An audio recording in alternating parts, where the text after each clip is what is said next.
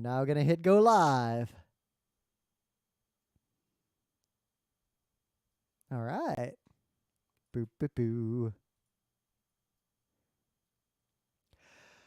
It's Thursday, February 9th, 2023. I'm Rim.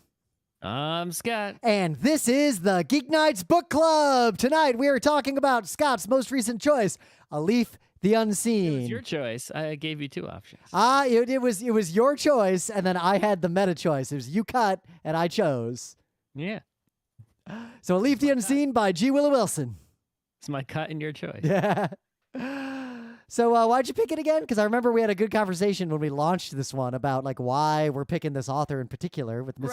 Marvel. So what happened? Yeah. So what happened was I was like, well, I got to pick some book club books, right? And I got to pick two, and Rim, I will cut two, and Rim will choose one of the two. So I go to my Amazon wish list, which even if I don't buy the books on Amazon, I just use Amazon wish list. Yeah. And whenever I see a book on the internet and I say I want to read that book, I don't buy it because that's a mistake. I'll add it to my wish list. And then if there comes a time where I'm actually going to read it immediately, then I'll buy it and start reading it right away. So I went to the wish list and said, are there any books in here that are going to be good for the book club?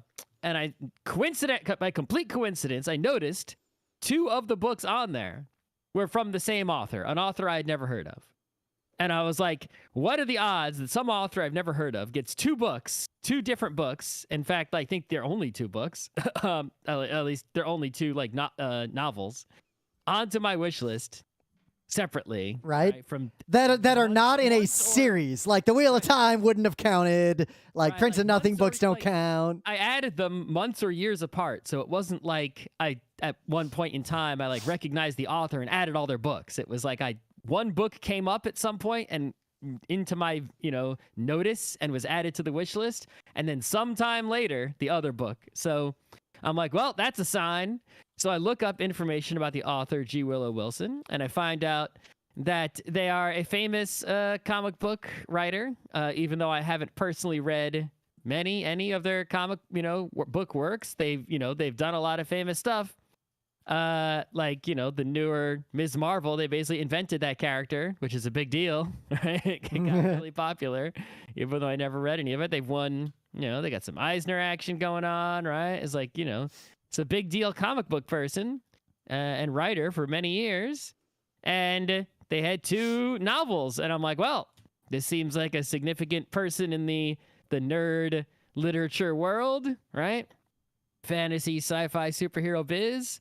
Let's check this out. And I was like, and conveniently, they've written two books for me to offer Rim to choose from. Yeah. Right? Oh, it's like it just lands in the lap. Such an easy go. So Rim chose the older of the two novels, Alif the Unseen, which is basically a Middle Eastern sort of, magical realism, cyberpunk kind of deal, right? Which is like a great new combination. You can't find any fault in that combination. Yeah. That's a recipe. The recipe was for greatness, right? But we hadn't yet tasted the dish, right? We saw the ingredients and we said, well, that's going to be amazing, right? Yeah. Based on the ingredients alone and the name of the chef and other things the chef had done, we're like, well, that's going to be great.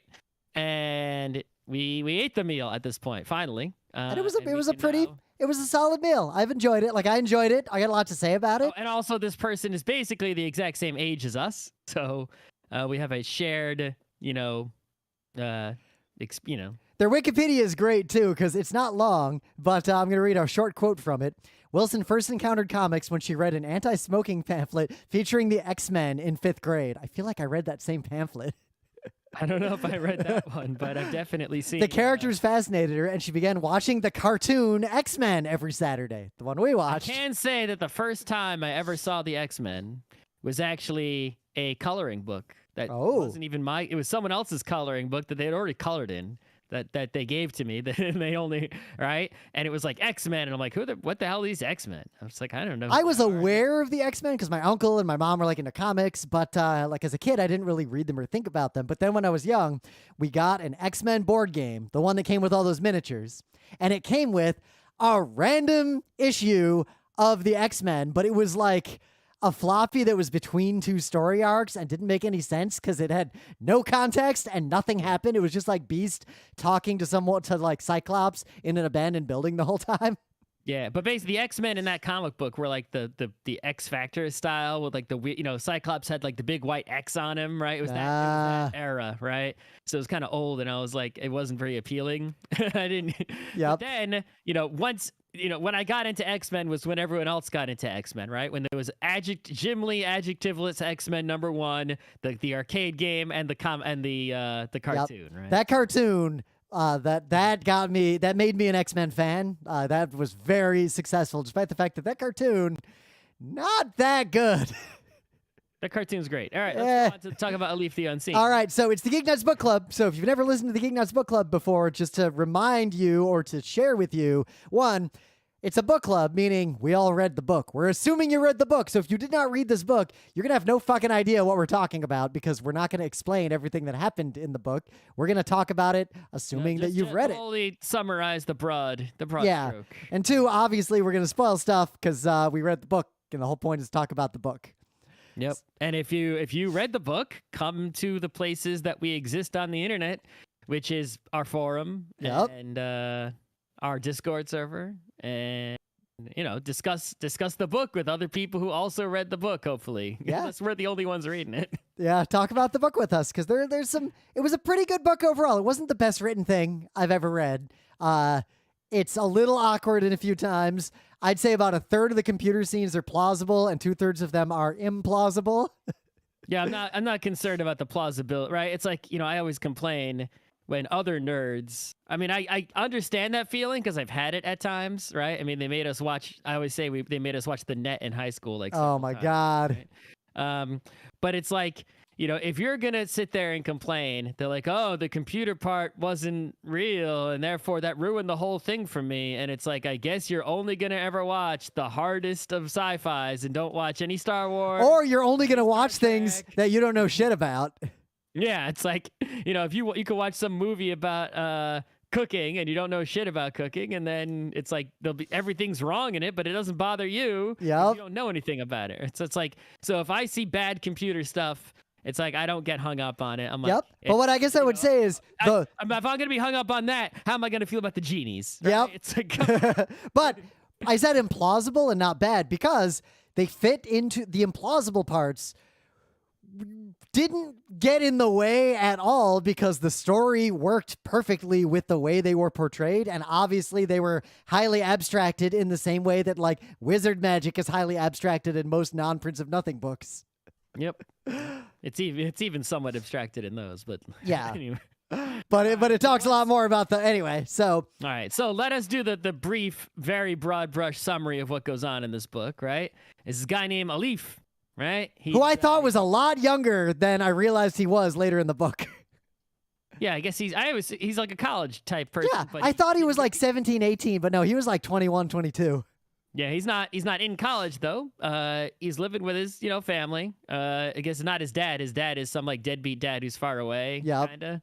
But anyway, he's living in sort of it doesn't actually like name a country, I don't think. It's specifically left vague and unnamed on purpose, but other real countries are named. Like Egypt is clearly nearby. Like the rest of the real world exists, but they do not tell you where this is specifically on purpose, probably to avoid difficulty and drama. Yeah, a lot of it is based on like, Arab Spring, right? That happened was a great inspiration for this book. The book was published in 2012. A lot of that was in Egypt. That was like the center was in Egypt, right? And but basically it's in a city in the middle of a desert, I guess near some water, I think. But the city has like different districts sort of representing and, all the different sort of aspects of, you've got in one district, you've got like these really wealthy, people that sort of remind you of like, royalty from Saudi Arabia. Yeah, it had big Saudi or UAE vibes in terms of how it was portrayed and like what kinds of places were shown.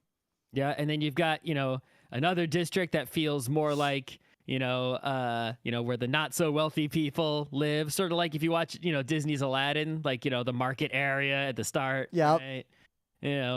and then you got sort of like a outskirts places, right? There's like a prison off to the north area. There's a map in the book because it's a fantasy book, and all good fantasy books have a map. Oh yeah, but then you got Alif, who is living a lot of teenage nerd internet people's dream of he's actually a pretty good like hacker type person, and he's basically running Nullsoft Waste for anyone who has a beef with the government anywhere in the Middle East. Right. So Alif doesn't seem to have a strong, like, he doesn't take sides in like the big cultural, battles that are happening. His side is simply only like anti-authoritarian only, right? Yep. So it's like he's, providing service, and his clients, like, if his clients knew who each other were, like, they might even hate each other, right? He's serving all the which all the book sides. actually doesn't skirt around. Like at the end, it kind of comes back together and reminds everyone, like, yeah, a lot of the people Alif with helping are not great people. No. But, Alif is, what he's doing is basically helping people avoid, like, the big brother eye of the government on the internet, kind of, right? Yep. He's like providing the, concealed internet services that the, very much, surveillance society is, normal people are being surveilled in an almost China-like way, right, in this society. But it's clear that he's running like religious police, and he's running a deniably encrypted like file transfer, chat, and voice network, basically. Like people can communicate, coordinate, think Telegram plus Nullsoft Waste plus a couple other things kind of rolled in together. And he's also sort of, he's constantly protecting it from, the attacks from the outside, right? Yep. It's like, it's not just like it's not a set it and forget it deal, right? He's got to, maintain this thing all the time. And so he's doing that, and he's got this girlfriend also, right? And he gets into some post-college drama about their relationship. Yeah, I mean, he's a young individual, right? He's got he wants to get his business on, right? He fell in love with this girl. It was mutual, at least at first. Like they were doing fine. It seems like a mutual situation, but she's like, look, this is a mutual situation, but I got to choose. He's basically in a situation where he's in the lower part of society, right? He's a lower, economic rung. So he doesn't have much to lose, right? So he's like all in on the love action. Yeah, just run away with me. And she's like, my family's rich and my dad arranged a marriage. And are you serious?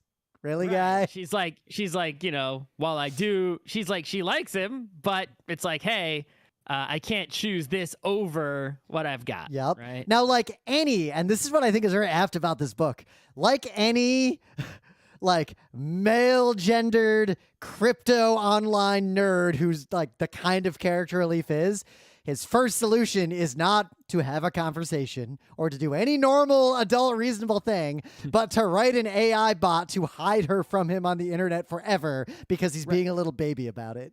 Yeah, she's like, listen, all right, this is it. Don't contact me again, right? And he's like, don't contact me. Well, I won't contact you. I'm going to literally write a bot to erase you from the internet. Right. Well, it doesn't erase her from the internet. It erases her. It's almost like an ad blocker that blocks him from ever seeing her again and prevents her from ever communicating with him again. Right. And it's not a simple one either. It's like that's sort of the plot is that he doesn't just block like, he doesn't do the simple thing of like, okay, this is her email address. I'm going to block that email address. Yep. This is her IP address. I'm going to block that. He makes like an intelligent, almost like a machine learning thing, like the Chat GPT, right?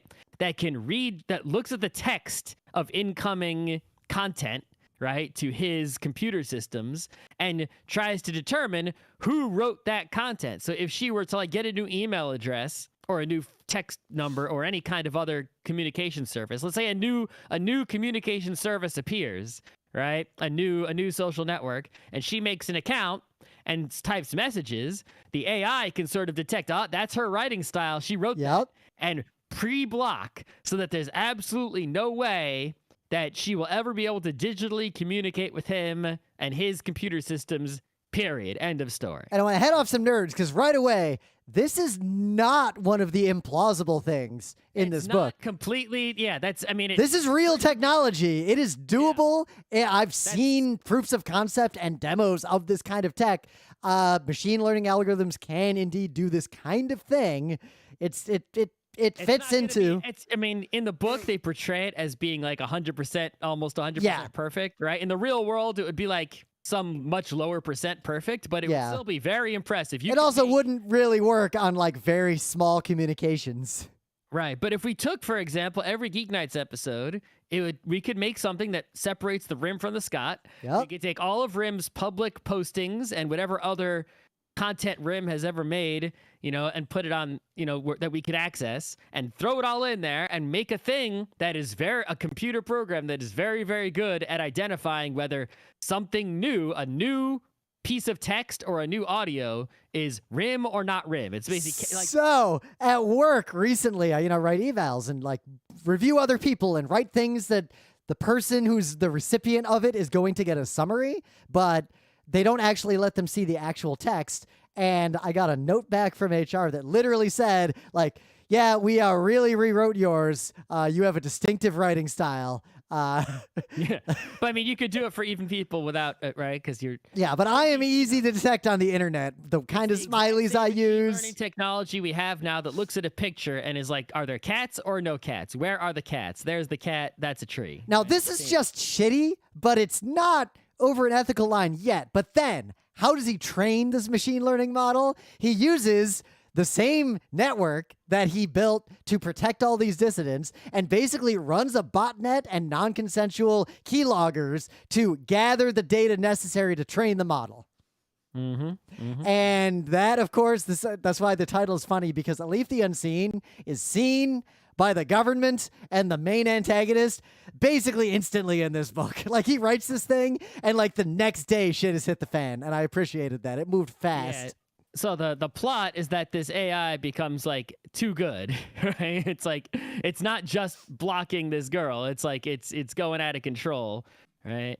And then the government, all his contacts are like, yo, what the fuck did you put on the botnet? It's using my CPU. And then the government's like, whoa, look at that. We've been trying to write something like that. Let's figure out who wrote that. Yep, exactly. So he's like, oh shit, oh shit, oh shit. And so now he's on the run, right? Yep. Because what's the name of the bad guy? Oh, well, the Hand. The Hand. So the Hand is basically sort of this mysterious government individual, and you imagine that they're basically like, they're not the king or the sultan or whatever, the person. They're like the Jafar. They're the vizier. They're the advisor. They're like the evil CTO of the government who's running the internet. You know what they're like? Systems. And spoilers for Wool, but the IT department in Wool, like the guy who ran that, Bernard, I think was his name. Anyway, but yeah, so the Hand. Why do I remember that? Anyway. I don't know. I don't. But yeah, the Hand is basically upon him, right? So he's like, oh shit, I gotta run and save my ass and also protect my clients. Yep. It's like, he shuts the thing down to protect the clients. He goes to his friend. Well, he also cauterizes the wound, and a whole bunch of them just get compromised straight up, and they're just fucked. And to his credit, there's nothing like, he's really broken up about having to basically leave a whole bunch of people he's helped to die, literally die in many cases. But at the same time, there is literally nothing he could do, because I think a big theme in this book. He could have not been a baby in the first Oh yeah, place. But he could have. Too late. He could have not written Tinsari and deployed it in the first place. That was his fuck up. Tinsari is the name of the computer program.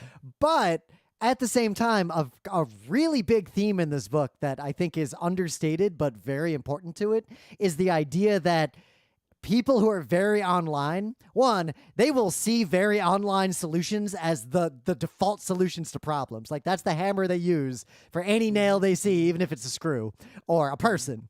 But also how internet power is real. Like, the book doesn't say the internet doesn't do anything. That is like the opposite of the moral here. But it makes it very clear that internet power has some very clear limits, and a guy with a crowbar has a lot of power that an internet person cannot wield. Yep. So once this happens, the book sort of breaks out of the internet part, right? And now you have this real world situation where it's like, there's government agents coming to get him, and he's just some kid. Right? But what I really like is he is, at this point, he is portrayed, despite his fuck up with Tinsari, he is a super skilled computer person. Like, he's a good hacker. He's got extreme OPSEC in his actual internet life. But as soon as he is walking around, looking around, kid doesn't know shit, like uses a cell phone, he does all these fuck ups along the way and basically like makes it so easy for the police to find him. It's kind of funny, like how unworldly and naive he is once he's not online. Yep. So he's basically now just literally on the run, like running and hiding from people on the street trying to find him, right? And he gets assistance from local computer guy, which is, clearly we're going to be one of those like awesome side characters. I imagine him a lot like Ghost in the Shell. What's the guy's name? Not narrowing it down. Beard guy, Ghost in the Shell, who sits in the computer room all the time. Oh yeah, I forget all their names. I haven't watched Ghost in the Shell in like a decade. Anyway, the one who's also addicted to pachinko, right? Yes. Yeah. I remember that. Yeah. And also his neighbor, right? So his neighbor's the big deal, right? So his neighbor is like just this, observant, Muslim girl. Well, it's interesting. Specifically, she converted against the wishes of her family to an extreme Wahhabist form of Islam. Yep, she wasn't that observant, and she's like, know what? I actually believe in this whole bunch. I'm going to observe more, which is something I've seen in my life with a lot of Jews, where they grew up in a house, and the house was this level of observant of Judaism, and some of the children in the house became less observant, and some children in the house became more observant. Mm-hmm. Right? It's a thing that happens. So, Yep. That's what happens to this neighbor. Obviously, like reading this book for the first time, within 2 sentences of Dina being introduced, it is 100% clear she's been the eponine to this other relationship the whole time. Like, it is so obvious that she always had a thing for Alif. We've seen a lot of animes where the neighbor best friend your whole life wins out in the dating sim, right? Alif's prickly, like, why do you want to read all my fantasy books? Like, it's not like you can, like, you're still mad about him because of Islam or whatever, and he like does not get it that she just wants to hang out with him at any point. No, he doesn't figure it out till near the end of the book. That's, he figures it out, though, to the credit of the author. I would say he kind of figures it out because multiple genies tell him, like, kind of directly. It is sort of a cliche, though, right? Yeah. Like, the quote hot girl, right? And then the neighbor girl is the real one, right? I mean, look at fucking Macross, right? It's like the Min-Mei, but no, it was actually the Misa the whole time, right? Yep. We've seen that play out a whole bunch. So anyway. But I like how his plan eventually, one of his computer friends is like, oh, I know a guy who got beaten up real badly. You should go find out who beat him up and hire that guy. Mm-hmm. And he's like, yeah, that's a great idea. Let's go. Yep. He's on the run, and because he's so desperate, he seeks help from Vikram the vampire, who you imagine is just like some super dangerous underworld guy. My favorite character in the book instantly. The fact that their first meeting is Vikram basically just like punches him out. And then when he wakes up, all Vikram says is like, whoa, man, yeah, sorry. I didn't think you'd be that fragile, buddy. Like, the fuck are you even doing talking to me? Yep. It's like, why? But anyway, Vikram is literally a magical genie type being. Yep. And now this is where you get into sort of the magical, right? But up until this point, the whole book was like, cyberpunk only, right? It's mostly realism. And then suddenly it's like we've got Alif starts to creep in. We've got Alif living in a world that is unseen to most people, the internet. Like, he lives in the internet effectively. So he's living in this unseen world. And then he is driven out of this unseen world into the real world where there's men with crowbars because he's in trouble. The seen world, which he doesn't understand that well, it's only big parts of it are unseen to him effectively. Like, he doesn't really think about it. And then he ends up in yet another unseen world. The world of the Jinn is definitely a parallel to the world of the internet in this book. Like, that allegory is strong and pervasive, and I think it's well executed. Yeah, it's like, how do the Jinn exist in this world that's so modern? Well, it's like, there's a whole bunch of them. They're mostly, on the edge of town. Yep. People who don't believe in them look at them and just see normal people or see nothing or don't, right? One of them's like, oh yeah, a whole bunch of us are in Detroit. Like, that's a pretty happening place for Jinn. Yeah, and it's like, but to actually get to like, there's places the jinn live, like there's a market and there's a city where they're at, and you can't like get there unless like, you can see and understand and go the right way. And that's like, perpendicular to in dimensional. Now think about the modern world. magical. Someone who's very online, like say me or Scott, there are parts of the internet and like places online that we just know how to get to that a lot of people don't even know exist. And even if you told them they exist, good luck finding them. Explain to grandma, like great grandma, what a Discord is, let alone get her to the point where she logs into one. And the Discord's not even that hit, right? There's an IRCs and stuff. It's like, So Vikram explaining shit to the humans is very similar to Scott explaining shit to the non-online people we know. Yep. But yeah, he's basically because he's got no other choice, right? And because they're willing to help him so generously. Vikram's fun because it's like you get the impression Vikram and his sister are not necessarily good people, but they're not necessarily cruel people. They've lived so long, they've been on every side of everything and kind of done whatever for a long time. Like they are just inhuman, dangerous, but also interesting and kind of cool. Like I love how he hangs out with the convert and he's just always weird around her all the time. All right. So now why are these jinn helping this guy, right? They don't have to help him for any reason. No, they don't hurt him. At first, they're just like, kid, get the fuck out of here. You're in way over your head. But then they're like, oh, wait, what's that book you got? That's Exactly. something up there. The reason they help him is because of the MacGuffin of the tale. The Alf Yom.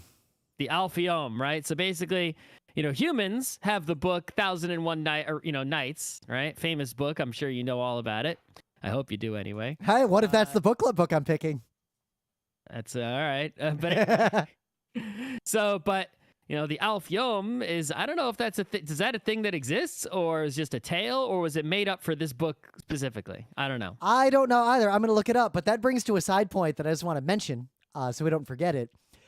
One thing I enjoyed about this book specifically was that a lot of the literature I read, being a person living in America who's white, either like it comes from cultural traditions that I'm familiar with.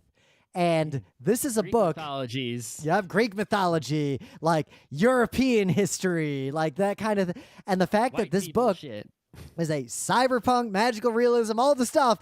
But instead of like a reference to something that's described as an angel, it's all based in Middle Eastern related mythology and history and culture and religion.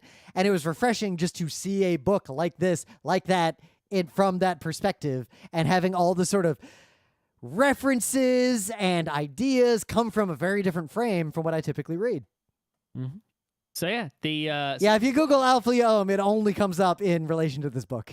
It's not a thing. So at the very beginning of this book, so like the preamble, there's a scene of like this old scribe of some kind who has like captured some sort of jinn demon and forced it to talk.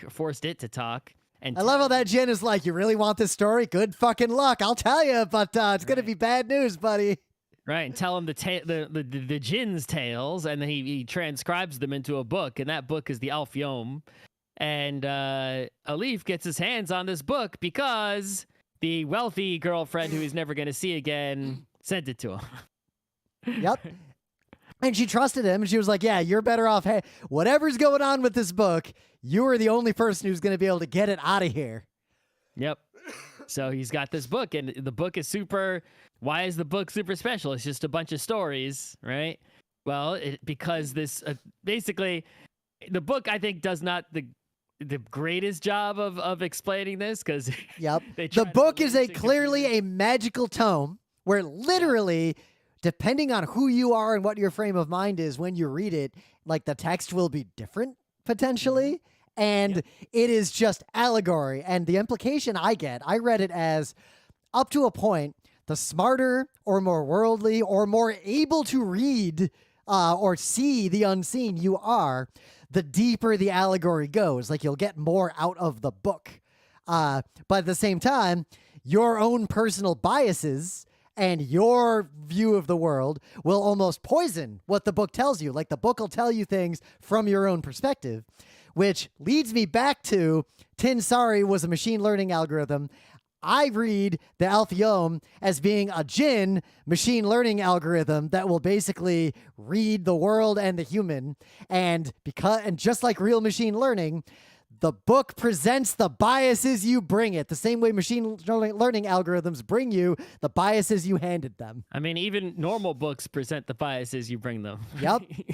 But anyway, so the reason the book is valuable that, Alif doesn't realize, but the hand does, and then Alif eventually realizes, is that they're thinking that, if you could understand this book, it could inspire you to understand a new way to program a computer, right? Metaphorically, right? If you could write a computer program, the way that this book was written, then you could write a very powerful magical computer program. It's even hinted that it is a mystical form of machine learning or algorithmic like code in that you get the parable of the acronym God over jinn, and how that expands infinitely. And there's a lot of, some of the metaphors are a little clumsy, but they're all there and they all point to that same direction. Yep.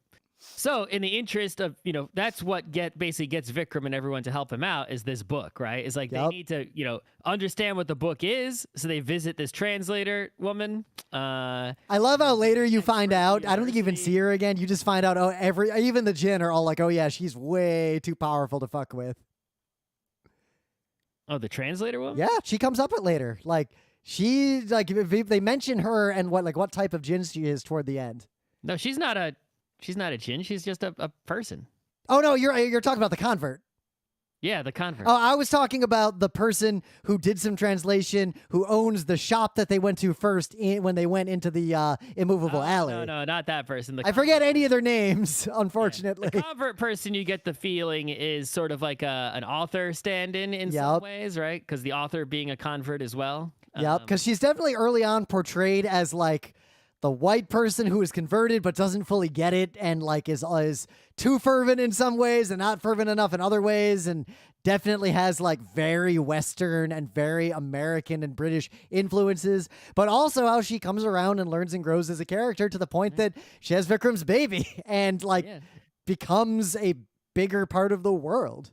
Yep. But yeah, the convert is basically like a book, archaeology type expert person who's at the university. Yep. They get help from them, and then they get help from genies, and it's a whole adventure kind of deal. The scene where they go into the university and Vikram's just fucking around and sneaks in on his own, is being cagey the whole time, is one of my favorite scenes.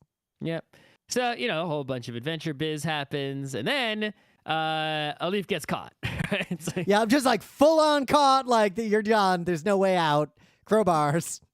Oh, well, I think they get caught because they're at, what ends up happening is like the climax of the adventure part, at least, is they're at like the big temple, right, or mosque in the city, and the guy who runs it, the head religious guy is there, who's and he's pretty pragmatic and chill. That guy's a fun character.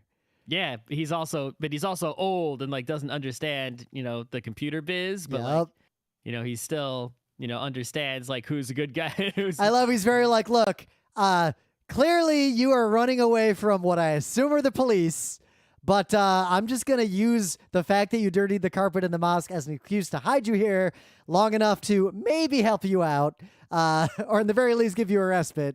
Like you get the sense he has lived through multiple revolutions and societal upheavals over his long life.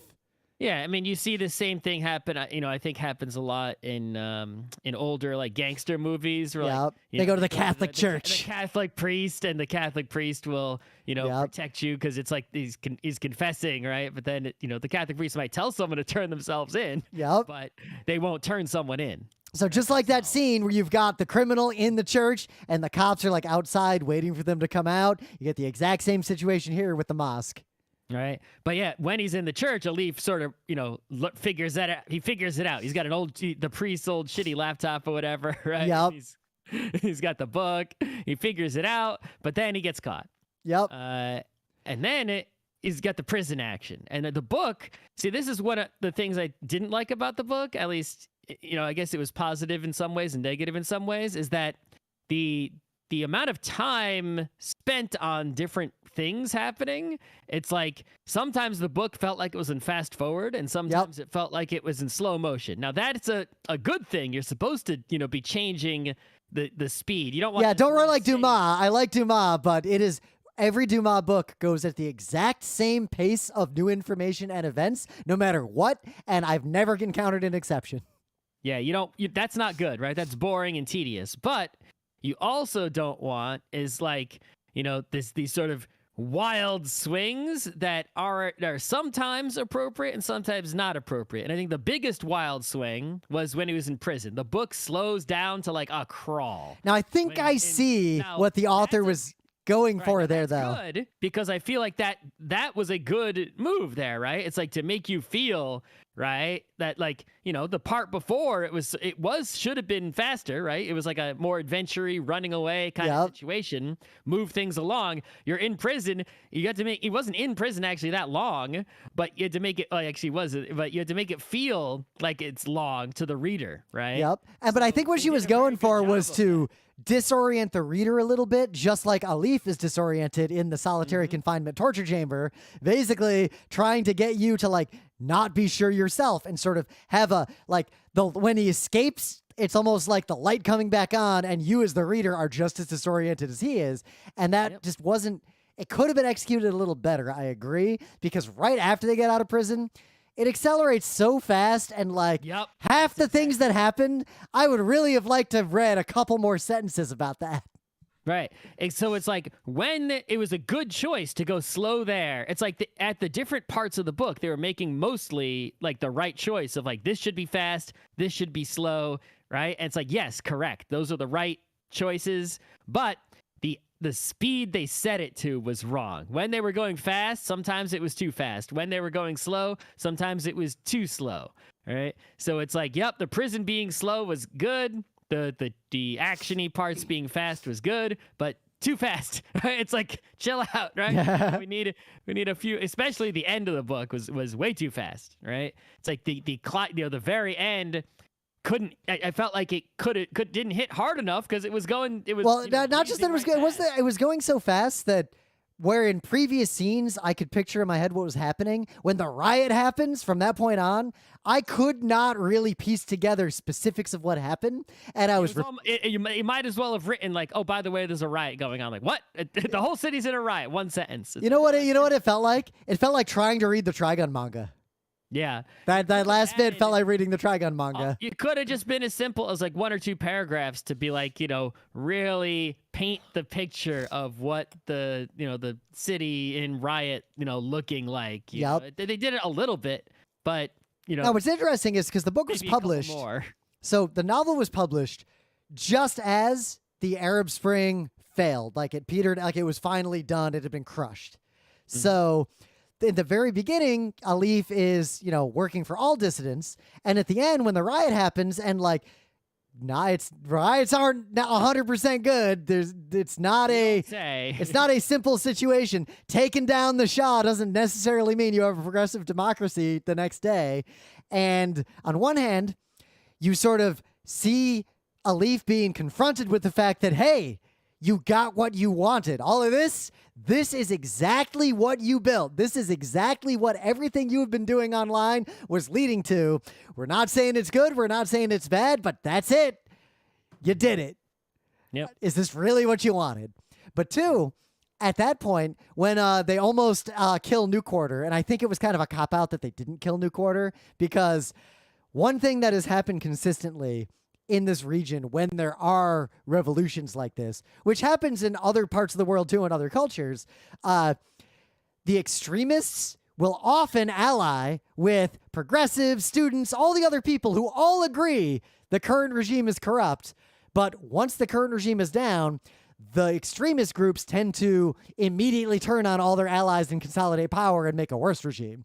And you see that happening in the book a little bit when, there are Islamists in the room along with the other revolutionaries, and they're immediately executing people like as fast as possible. But I feel like it was a cop-out to let New Quarter 1 survive that, because that really blunted the blow to Alif of, this isn't clean, buddy. Like, you have to accept the collateral damage of a revolution like this. Mm-hmm. And also, at some point, you have to have principles. You can't make waste and ignore the fact that Nazis are using it.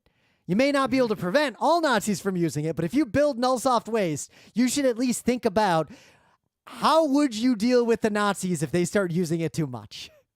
Yep. And Alif did not, and I feel like New Quarter's surviving. Almost the lesson to Alif is, yeah, that's all fine. It'll work itself out.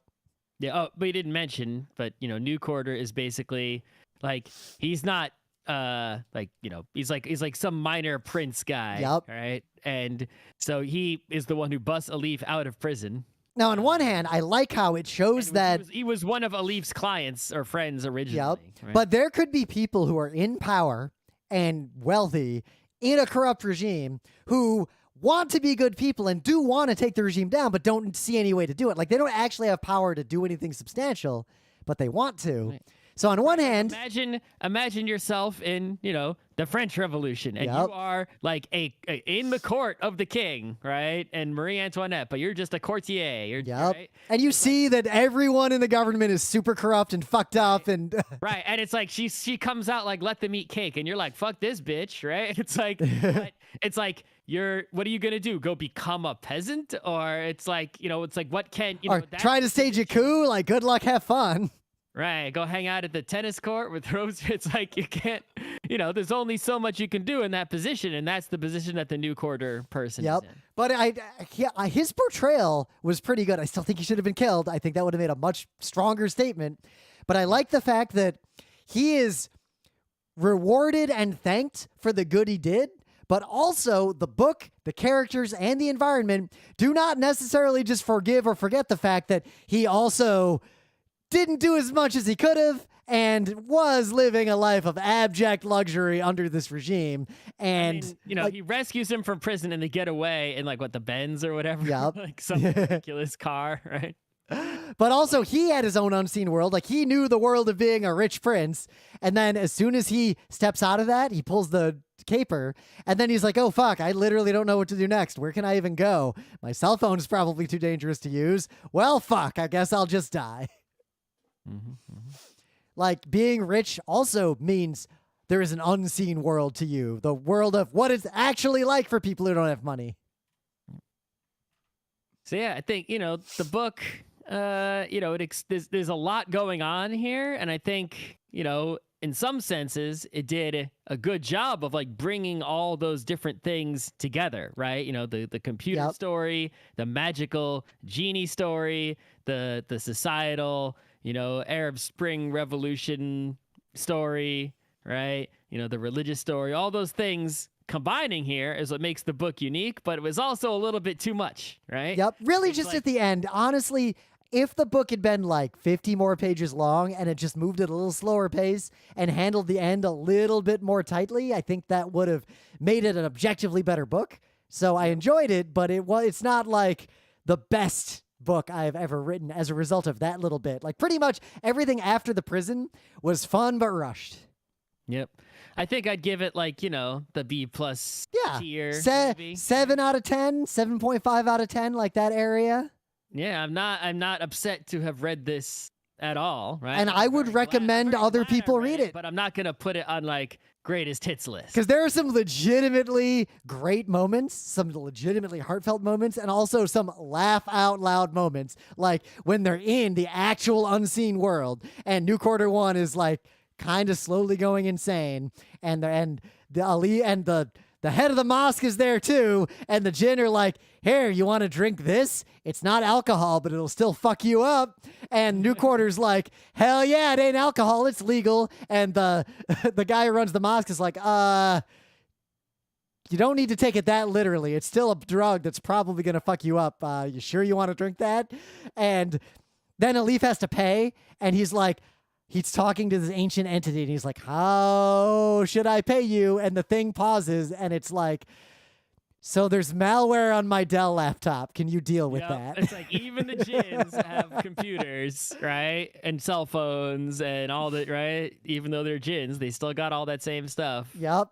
And that was a fun moment. The moment when Alif is still terrified of Vikram and is talking to Vikram, and they don't even say it out loud right away, but there's the moment where Alif realizes the cat monster girl that he had sex with was 1, not a dream, 2, literally real and was a djinn, 3, is Vikram's sister.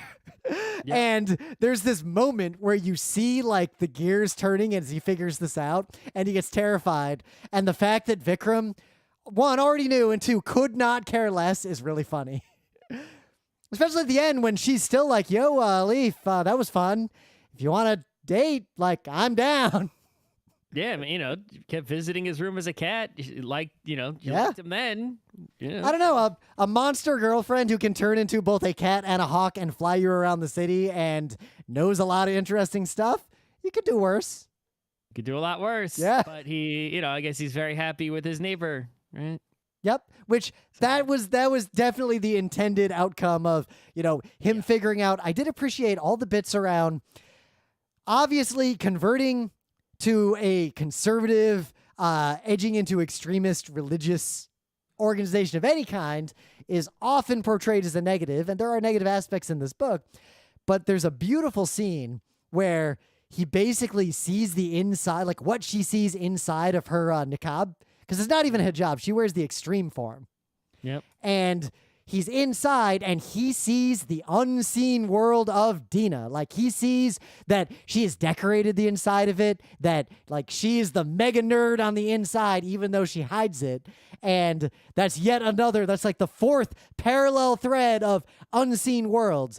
Do you think you know somebody? Do you really? You haven't seen the inside of their head, nor have you seen the inside of like their space. Like seeing the inside of someone's room could be equally important. And that revelation of him seeing how she sees the world is a really important note in this book.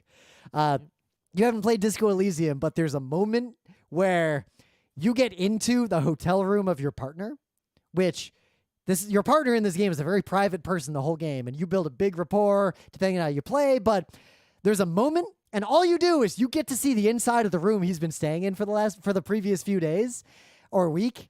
And it's one of the most intimate moments I've experienced in a video game. But it's as simple as you get inside his apartment or like his room and you see what's on his desk. Like that's all it is. But it's so profound in the context. Mm. You keep doing this thing where like if Rim will like play a game or read a book, and then like it'll take months for him to not use that one thing as like the reference for absolutely everything else. And part of that Disco Elysium, and then like every single conversation for like 6 months you find a way to make it relevant. I would say that is not that you're wrong, but it's just a thing you do. I think it's partly that you gotta mix it up, right? It's like it has, unlike other media, like I couldn't tie this to Breath of the Wild or anything, or like Advance Wars. More that it is specifically, without spoiling anything, the direct themes of the seen and the unseen are extremely relevant and specifically one-to-one in some cases. All right. So, I don't know, anything else to say about this book? It wasn't actually that long. Oh, right? This is like a couple of weekends read tops. Like once I started reading it, I was done almost instantly. It's only a couple hundred pages. It's a good summer beach deal. So that'll be, maybe if you haven't read it yet and you listen to all these spoilers, you can wait. Yeah, good job. If I were you, I would absolutely read it. And I mean, I don't believe in spoilers, so it doesn't. I would also say you should probably agrees with me. Might have listened to this episode and not cared. You should probably read, and I'm going to read the Ms. Marvel book that G. Willow Wilson also wrote. And the other possible novel that was not selected was what the Bird King, right? Yep, which I'm going to read. I bought it. All right. I mean, I may read it. I'm not going to read it immediately, but I'm going to read it. It might be my beach read this summer. Yeah. But yeah, The Bird King by G. Willow Wilson is the book that Rim did not select, which was the second novel by All right. Wilson. So it's time now. I get to do the I cut and Scott chooses. I have picked 2 possible books, and boy. Scott did the thing where the 2 books were related and that they were by the same author, among other things. So my 2 books were both published in the same year. Oh. That 1988. So probably not the same author. So 1988, both of these books were published. Not that old. Yep. They are both extremely famous books Oh, okay. that have broad, widely discussed lit crit, socio-political implications. Like, these are books that people should have read, and I consider it a gap. A book I may have already read in high school. If it's one, or in college, if it's one of those, I'll just pick it and say I read it already. So I'll say one more thing, because there's no way you'd guess, but they're by two famous authors, like very famous authors. And I have only ever read excerpts from one of them and nothing from the other of them. So I feel like it's time. There are many books that fall into those kinds of categories for me, where there's a famous author, or there's something I've only seen an excerpt, or I know it's a super famous book I've heard of and I just haven't read it yet. And so I'm choosing, because whichever one Scott picks, it will close what I think is a material gap in my literary education. So that's a valid choice. So either if you want to get on with our buddy Umberto Eco, I actually want to read. That's one of the authors that I know is famous and I've read a book from. Foucault's Pendulum, which... Okay, I've heard of that. Do you know what it's actually about? No idea. I just know that that's the all name right. Of the book. So here's the deal. That is the name of a book by Umberto Eco, and I haven't read it. So here's the broad deal with it. is famous. You know Dan Brown's The Da Vinci Code? Yeah, imagine the Da Vinci Code is like the pop culture bullshit, not actually the same genre version of Foucault's Pendulum. Foucault's Pendulum is basically about a bunch of smart academics who think conspiracy theories are stupid, and they start studying them for funsies. And the broad consensus is that the main themes of the book are that studying those things too seriously is caustic to your psyche and may make you go crazy or introduce you to dangerous people, and conspiratorial thinking is one of the primary dangers to humanity. Isn't that just Call of Cthulhu? Yeah, but Foucault's Pendulum, I think there's a lot more going on, and I think Umberto... I'm sure it's a lot longer, too. Also, I'm pretty sure Umberto Eco is a much better writer than Mr. Lovecraft. I'm just saying. But I'm saying the story of Call of Cthulhu is you learn too much and you saw things you shouldn't see, and not in your... But I get the implication that you don't learn anything that's true just by hanging out with conspiracy nut jobs. You make yourself stupider. That's true. Okay. I didn't know anything. All I knew is the name and author of that book and that it was famous. Yeah. So I know a lot more. Okay. The second option, which also 1988, I've never actually read Salman Rushdie's The Satanic Verses, which is a magical realism story. Exact category. Yeah. I would read the one that all the people, that was banned everywhere, right? Yeah. And in fact, there was a very recent new assassination attempt that almost succeeded on Rushdie again over this book. Over the summer. He made it. Good job. He made it with some permanent... He's not doing great. He's got some permanent disabilities because it was a very violent attack. The news really didn't explain exactly what happened right away. He's lucky to be alive. There have been so many assassination attempts. Well, those books are basically in the exact same category. Oh, yeah. But the fact that they were written... Author, I've heard of the book. I've never read it. I only know barely what it's about. I felt like I should have read it, but I didn't. Yep. I think they're both relevant to 1988. You could have told me the plot of Satanic Verses when you talked about Foucault's right? I would have believed you. So, but the fact that they were both written in 1988 by famous authors, and I think they were very socio-politically relevant in 1988, and I think they are equally, if not more relevant, based on what scant knowledge I have about them, having not read them, in the year 2023. I mean, I'm okay reading either or both of those books. And they're so equivalent. You lined it up. You got two. Look, if we play Jackbox and you do the thing of how many computers does Scott own, and the answers are 7 or 8, then I'm gonna do here are two books that are functionally equivalent. That's exactly what you did. That is the greatest. That is a perfect. No, all right. So I have no choice, but to allow, I guess it defeats the fun of it, but we got to go with the coin toss. It's we can do the coin toss right now, live on the air. Yeah, I got random.org here, right? All right. And what I do is in random.org, there's the list randomizer where you put items and it randomizes the order of the list.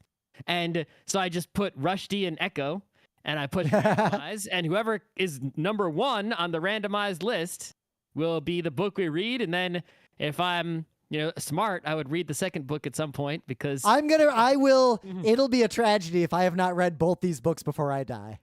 I guess so. All right, so let's see what random.org says. It says Rushdie wins. That's what it says. All right. There you go. We will be reading Salmon Rushdie's The Satanic Verses, which the one thing I will share with all of you, just because you should know this, is that the book is not necessary. Like, the reason people are mad about it is solely because it portrays a character who could be read as being literally Muhammad. Mm-hmm. That is the reason it was considered blasphemous. As best I can. It was considered blasphemous, and people were way mad about it. But I was like, the thing that I never understood was like, why would they? There must be some reason. There must have been like some media push or something back in those days that like brought people's attention to it specifically, because like there are so many blasphemous books. It was belief. The rough story. Just this one. So it references the Quran, and there's a character portrayed as Muhammad, and basically Islamist extremists ginned up some protests about the book, which happens about a lot of books that do this kind of thing, and some people got killed, and it escalated, and it got to the point to where some Ayatollah in Iran, right? Oh, it was actually Khomeini. It was Khomeini who did it. Khomeini saw a riot that had happened in Pakistan, and used that as an excuse to issue a fatwa for domestic political reasons, and that fatwa was widely taken up by extremists all over the world, is the summary. Okay.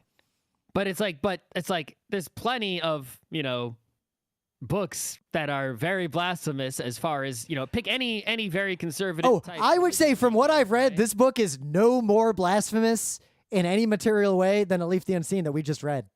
Yeah, or like, the Christian fundamentalists in the U.S. have like, they're real mad about like Harry Potter or whatever, Yep. 10,000 other fantasy books that are all, or Necronomicons and all kinds of shit like that, Yep. right? But it's Khomeini, like this one just for a historical reason got focused on. Purely for an excuse. Khomeini needed, there's a lot going on, but Khomeini basically needed something like this for political reasons, and the fatwa he issued was not a typical fatwa, because fatwa basically just is like an issuance or a ruling. The fatwa was, I'm calling on everyone in the world to try to kill Rushdie as fast as possible. All right, well, and if you can't kill him yourself, try to convince someone else to do it. Okay. So if this book made that guy was so convenient to make him real mad, and he wasn't the greatest, he's not a great guy. Yep. I'm looking forward to reading this one. Mm-hmm. And the street.